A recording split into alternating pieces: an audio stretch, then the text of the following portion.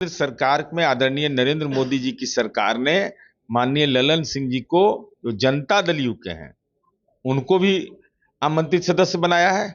हमारे chief secretary गए और इसके पहले भी नीति आयोग की बैठक में मुख्यमंत्री जी नहीं गए हैं। नीति आयोग मापदंड में बदलाव करे, जिसके आधार पर बिहार को विशेष राज्य का दर्जा मिल सकता है, अथवा विशेष पैकेज दे, अथवा विशेष सहायता दे। तो अथवा पढ़ने भी नहीं करता है, तब बोल दे कुछ से कुछ बयान देता है विपक्ष का लोग। लंदन स्कूल ऑफ इकोनॉमिक्स में गए थे, जो जानकारी मिल रही है, वहीं लेक्चर देने गए थे, लेक्चर। या इंग्लैंड गए थे, या बैंकॉक गए थे, थाईलैंड गए थे, नेपाल गए थे। ये तो हम बार बार कह रहे हैं। अब गुमशुदगी का रिपोर्ट भी नहीं दर्ज कराया। आप देख रहे हैं न्यूज़ फॉर नेशन में आपके साथ। अब जैसे नीति आयोग की बैठक बुलाई गई थी, जिसमें बिहार के मुख्यमंत्री नीतीश कुमार तो नहीं गए और जो कांग्रेस के जितने भी सीएम है स्टेट के, वो भी इस नीति आयोग के बैठक में शामिल हुए थे। इसी पर बात करने के लिए हमारे साथ हैं जदयू के मुख्य प्रवक्ता है नीरज कुमार।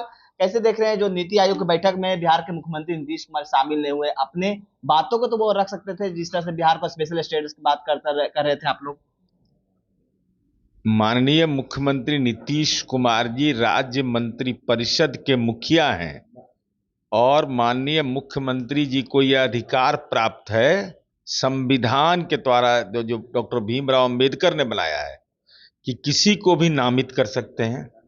तो नामित जिनको किया वो गए, और केंद्र सरकार में आदरणीय नरेंद्र मोदी जी की सरकार ने माननीय ललन सिंह जी को, जो जनता दल यू के हैं, उनको भी आमंत्रित सदस्य बनाया है।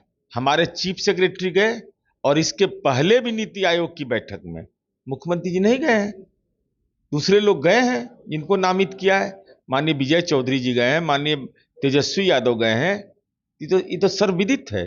अब इसके राजनीतिक अर्थ क्या निकाले जा रहे हैं? लेकिन राजनीतिक अर्थ इसलिए निकाले जा रहे हैं कि आप लोग स्पेशल स्टेटस की बात करते हैं, विशेष राज्य की दर्जा की बात करते हैं, तो वो जो ये प्लेटफॉर्म है नीति आयोग की बैठक, उसमें तो आप बात रख सकते हैं। आप लोग तो सिर्फ घोषणा करते हैं। मतलब विपक्ष को जानकारी का बिल्कुल अभाव है। 29 जून 2024 दिल्ली में जनता दल यू की राष्ट्रीय कार्यकारिणी ने प्रस्ताव पारित किया कि विशेष राज्य का दर्जा हमारी पुरानी मांग है। नीति आयोग ने मापदंड में बदलाव कर दिया है। नीति आयोग मापदंड में बदलाव करे, जिसके आधार पर बिहार को विशेष राज्य का दर्जा मिल सकता है, अथवा विशेष पैकेज दे, अथवा विशेष सहायता दे। तो अथवा पढ़ने भी नहीं करता है, तब बोल दे कुछ से कुछ बयान देता है विपक्ष का लोग। और जब मिलना था बिहार को 1990 से 2000 तक के, जब योजना राष्ट्रीय विकास परिषद का मापदंड था कि पर्वतीय क्षेत्र होना चाहिए, आदिवासियों का बड़ी आबादी होना चाहिए, तो झारखंड और बिहार एक था, तो उस समय तो बेचारे मांगवे नहीं किए ये लोग। याद ही नहीं था विशेष दर्जा किसको कहते हैं। इसलिए नीति आयोग में सरकार का दृष्टि पत्र रख दिया गया है। लेकिन नीति आयोग में जो पश्चिम बंगाल के मुख्यमंत्री हैं ममता बनर्जी भी शामिल हुई थी, कह रही थी कि हमारे आवाजों को नहीं रखने दिया गया, माइक बंद कर दिया गया, इस तरह का आरोप लगे। उसका जवाब तो दे दिया वित्त मंत्री ने कि अब गलत आरोप लगा रहे हैं। निर्मला सीतारमन ने कहा, अब उनका आवाज कोई दबा सकता है? ममता बनर्जी का इतना कड़ा आवाज है कि आवाज कहीं न कारखाने में कहीं साबित होगा। आवाज है, मीडिया में आवाज आ रहा है, अंदर में अरे कागज पत्थर पर न रहेगा, बोलने का भी है और कागज भी दिया जाता है। तो कागज आपका नहीं लिया गया है होगा? जरूर लिया गया होगा। मानसून सत्र चला बिहार में, उसमें तेजस्वी यादव गायब, मतलब विपक्ष के नेता ही 5 दिन का सदन में एक दिन में। वो लंदन स्कूल ऑफ इकोनॉमिक्स में गए थे, जो जानकारी मिल रही है, वहीं लेक्चर देने गए थे, लेक्चर। या इंग्लैंड गए थे, या बैंकॉक गए थे, थाईलैंड गए थे, नेपाल गए थे। ये तो हम बार बार कह रहे हैं। अब गुमशुदगी का रिपोर्ट भी नहीं दर्ज कराया ये लोग। भाई विपक्ष के नेता हैं, आप राजकोष के खजाने का पैसा लेते हैं, पटना में रहते हुए सत्र में नहीं जाते हैं। ये तो चिंता की बात है। ये तो राष्ट्रीय जनता दल इस बार पर विमर्श करे कि आखिर इतना आतंक किस बात का है, राजनीतिक आतंक किस बात का है भाई। और मैं देख रहा था वीडियो फुटेज, माने जहां तेजस्वी यादव का सीट है, तो मान लीजिए वहां पर तो कोई नहीं बैठेगा, ये प्रोटोकॉल कहता है। 2-3 सीट तक खाली था, डर से उधर जाइयो नहीं रहा था कोई। अरे भाई, ऐसा होता है क्या? राजनीति में ऐसा चलता है। इसलिए तेजस्वी यादव को यह बताना चाहिए कि आखिर वो कहाँ गए थे, किस काम के लिए गए थे, किस उद्देश्य के लिए बाहर गए हुए थे, और अगर आए तो आखिर भाई लालू जी से अच्छा भविष्यवक्ता कोई अभी है?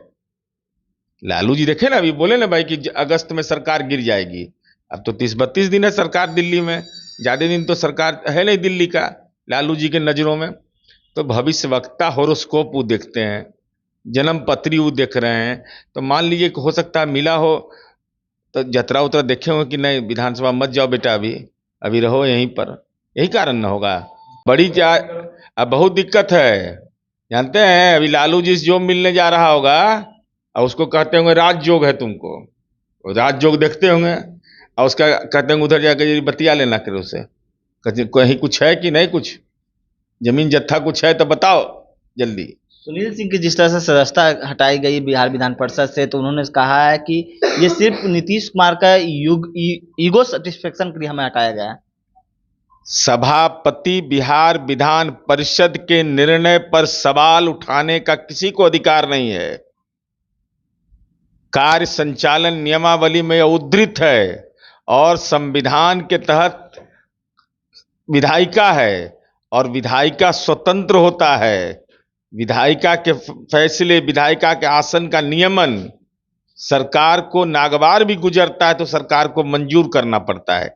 इसलिए ऐसे संदर्भ में कम से कम संवैधानिक प्रावधानों का अध्ययन कर लेना चाहिए। और डॉक्टर रामबच्चन राय